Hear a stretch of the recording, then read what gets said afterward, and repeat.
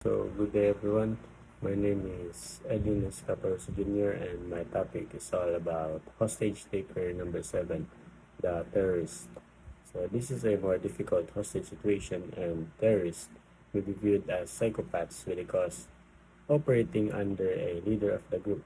When caught, they rationalize their acts by citing religious or political ideologies. In addition, they are resolved to die for a cause.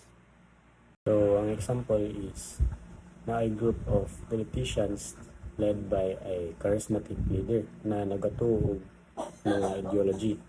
Then, sakupo nila ang crowd tapos ilang i-control kay na sila gusto i-demand sa government or politicians.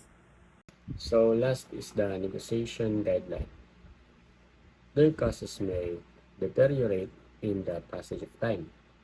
In any case, if they kill one of the several hostages, the negotiator must exhaust all means possible to save the remaining hostages, as the hostage taker will likely kill them all.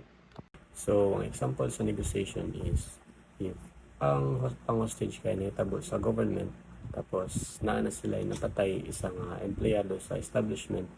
So, dapat ang negotiator mag-take na dapat action na dapat masolusyonan dayon ang problema para dili na madamay pa ang ubang tao o para dili na pud budak pa ang problema or kaso. So, that's all. Thank you.